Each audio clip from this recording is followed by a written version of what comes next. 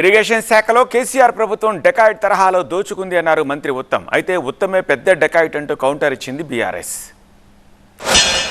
గత 10 ఏళ్లుగా కేసీఆర్ ఆయన కుటుంబ సభ్యులు ఇరిగేషన్ శాఖని సర్వనాశనం చేశారు.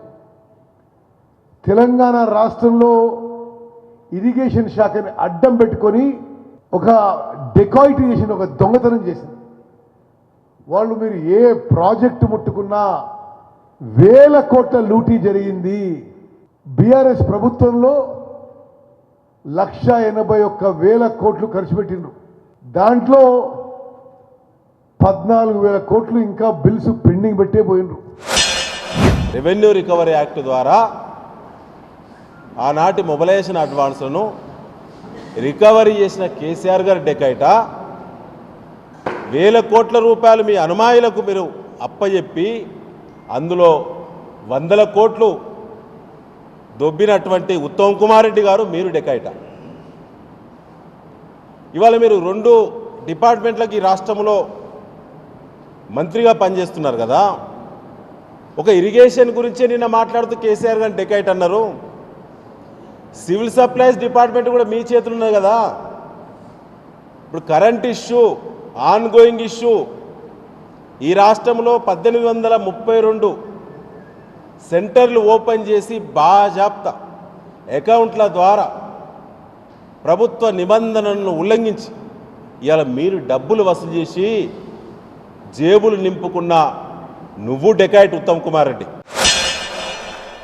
కాళేశ్వరం ప్రాజెక్టుకు 1,00,000 కోట్లు ఖర్చు చేస్తే 1,00,000 ఎకరాలకు కూడా నీళ్లు ఇవ్వకుండా అది కూలిపోయింది అన్నారు ఉత్తమ్. అయితే మంత్రికి కౌంటర్ ఇచ్చారు మాజీ ఎమ్మెల్యే పెద్ది సుదర్శన్ రెడ్డి. అద్భుత ప్రగతి సాధించాలి, ప్రత్యేకంగా గ్రామీణ తెలంగాణ ముఖ చిత్రం మార్చేయాలి, ప్రతి ఎకరాకి నీళ్ళు అందియాలి అనే దృఢ సంకల్పంతో ముందుకు పోతున్న విషయం కూడా మీకు నేను మనవి చేస్తున్నాను. ఆ యొక్క సంకల్పంతోనే ఒక్కొక్క ప్రాజెక్టుకి రివ్యూ చేసుకుంటూ ఒక కార్యాచరణ చేసుకుంటూ ముందుకు పోతున్నాం.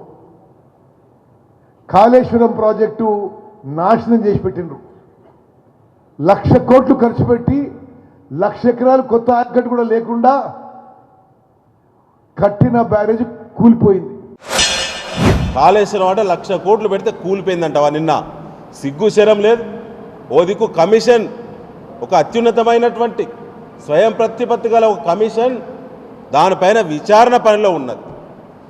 మీ ఆ విచారణ ముగియలేదు, కమిషన్ రిపోర్ట్ రాలేదు, సంబంధిత మంత్రిగా ఉంటావు, పిచ్చి మాటలు రోడ్ల మీద రోమియో మాట్లాడినటువంటి మాటలు మాట్లాడతావా?